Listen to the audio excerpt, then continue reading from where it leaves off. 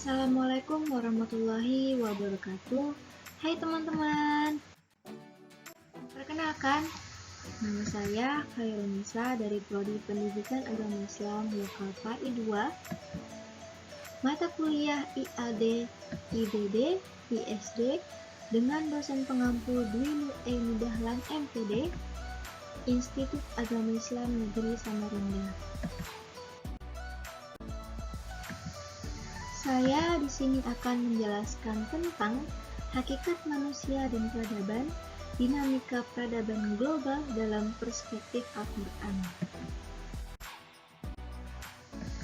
Ada 5 pokok pembahasan yang akan saya jelaskan. Yang pertama yaitu hakikat peradaban, yang kedua makhluk beradab dan masyarakat beradab, yang ketiga evolusi budaya dan wujud peradaban, yang keempat dinamika peradaban global, dan yang kelima problematika peradaban. Teman-teman tahu nggak sih apa itu hakikat peradaban? Jadi hakikat peradaban memiliki kaitan yang erat dengan kebudayaan. Kebudayaan pada hakikatnya adalah hasil cipta, rasa, dan karsa manusia dalam memenuhi kebutuhan hidupnya. Kemampuan cipta atau akal manusia menghasilkan ilmu pengetahuan. Kemampuan rasa manusia melalui alat-alat indranya menghasilkan beragam barang seni dan bentuk-bentuk kesenian. Sedangkan karsa manusia menghendaki kesempurnaan hidup, kemuliaan, dan kebahagiaan sehingga menghasilkan berbagai aktivitas hidup manusia untuk memenuhi kebutuhannya. Pengertian peradaban. Peradaban berasal dari kata adab yang dapat diartikan sopan, berbudi pekerti, luhur, mulia, berakhlak, yang semuanya menunjuk pada sifat yang tinggi dan mulia. Yang kedua, makhluk beradab dan masyarakat beradab.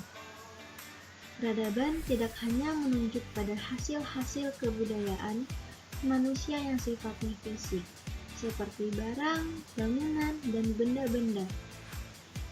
Kebudayaan merupakan keseluruhan dari budidaya manusia, baik cipta, karsa, dan rasa. Adab artinya sopan. Manusia sebagai makhluk beradab, artinya pribadi manusia itu memiliki potensi untuk berlaku sopan, berakhlak, dan berbudi pekerti yang luhur menuju pada perilaku pada manusia. Manusia beradab. Manusia beradab adalah manusia yang bisa menyelaraskan antara cipta, rasa, dan karsa. Kailan 2002 menyatakan manusia yang beradab adalah manusia yang mampu melaksanakan hakikatnya sebagai manusia atau monopluralis secara optimal. Masyarakat beradab. Konsep masyarakat adab berasal dari konsep civil society. Dari asal kata society civilis, istilah masyarakat adab dikenal dengan kata lain masyarakat sipil, masyarakat warga, atau masyarakat madani.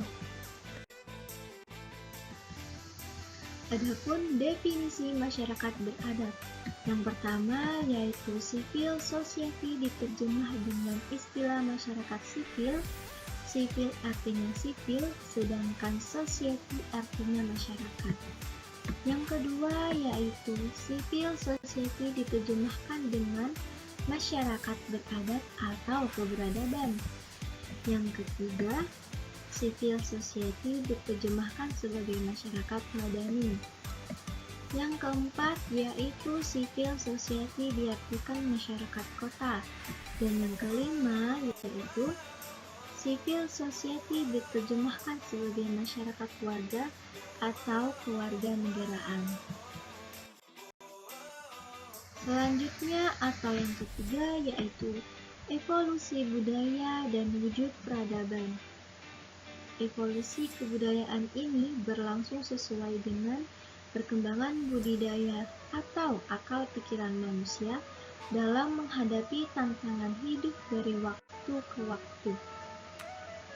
Proses evolusi untuk tiap kelompok masyarakat di berbagai tempat berbeda-beda, bergantung pada tantangan, lingkungan, dan kemampuan intelektual manusianya untuk mengantisipasi tantangan tadi.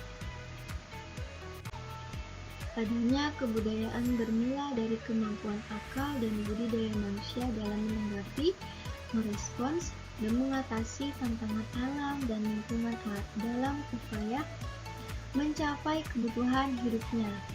Dengan potensi akal dan budi inilah manusia menaklukkan alam. Manusia menemukan dan menciptakan berbagai sarana hidup sebagai upaya mengatasi tantangan alam. Manusia pun menciptakan kebudayaan. Selanjutnya, masa evolusi kebudayaan. Yang pertama yaitu zaman prasejarah. Zaman prasejarah yaitu sejak permulaan adanya manusia dan kebudayaan sampai kira-kira abad ke-5 Masehi. Yang kedua, zaman purba. Zaman purba yaitu sejak datangnya pengaruh India pada abad pertama Masehi sampai dengan runtuhnya Majapahit sekitar tahun 1500 Masehi. Yang ketiga yaitu zaman Madya. Zaman Madya yaitu sejak datangnya pengaruh Islam menjelang akhir kerajaan Majapahit sampai dengan akhir abad ke-19. Dan yang terakhir yaitu zaman modern atau zaman baru, yaitu sejak masuknya anasir barat atau Eropa dan teknik modern kira-kira tahun 1900 sampai sekarang. Selanjutnya, wujud peradaban moral. Yang pertama, nilai-nilai dalam masyarakat dalam hubungannya dengan kesusilaan. Yang kedua, norma, aturan, ukuran, atau pedoman yang dipergunakan dalam menentukan sesuatu benar atau salah, baik atau buruk.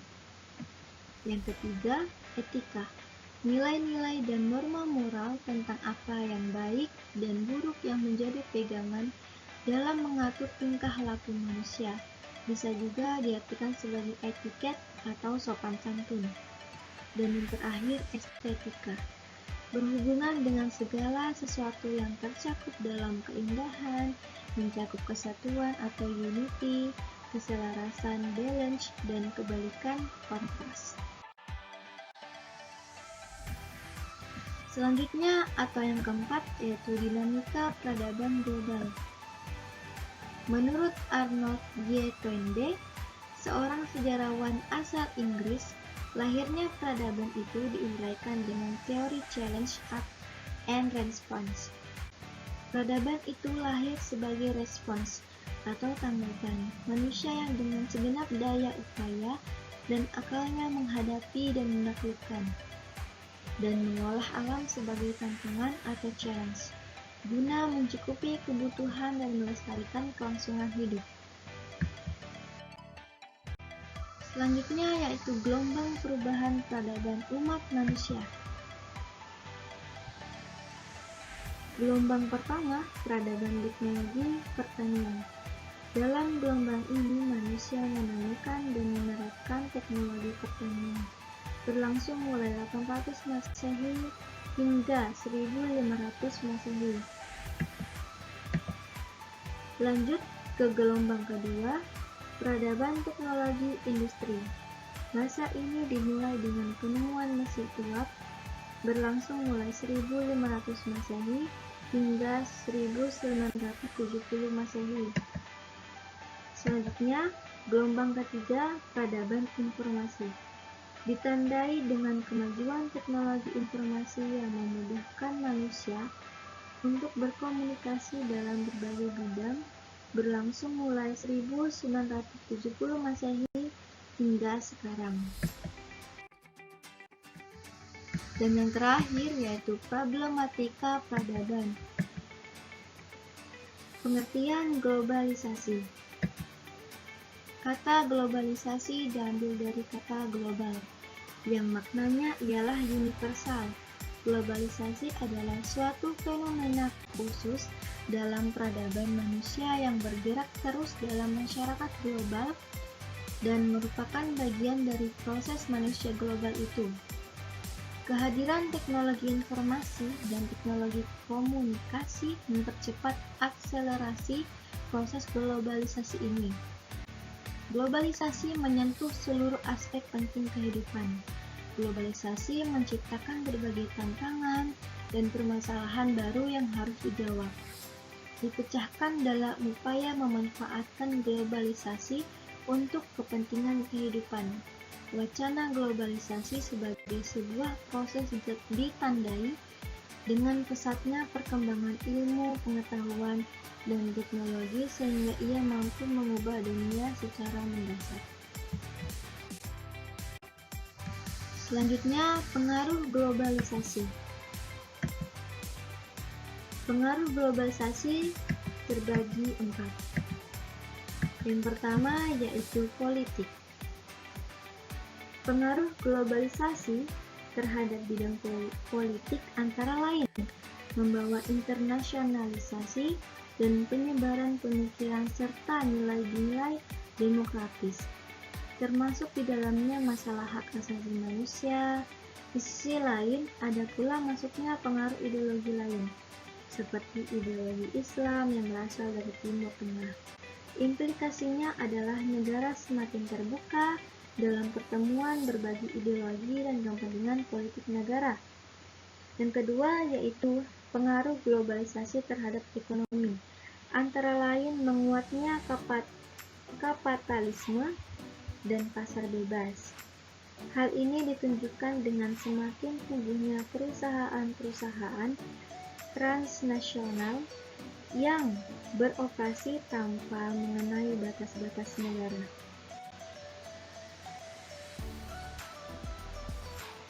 Selanjutnya yaitu pengaruh globalisasi terhadap sosial budaya adalah masuknya nilai-nilai dari peradaban lain. Hal ini berakibat timbulnya erosi nilai-nilai sosial budaya suatu bangsa yang menjadi jati dirinya. Dan yang terakhir yaitu globalisasi juga memberikan dampak terhadap pertahanan dan keamanan negara. Menyebarnya perdagangan dan industri di seluruh dunia akan meningkatkan kemungkinan terjadinya konflik kepentingan yang dapat mengganggu keamanan bangsa. Globalisasi juga menjadikan suatu negara amat perlu menjalin kerjasama pertahanan dengan negara lain. Mungkin itu saja yang dapat saya sampaikan. Terima kasih telah menonton. Wassalamualaikum warahmatullahi wabarakatuh.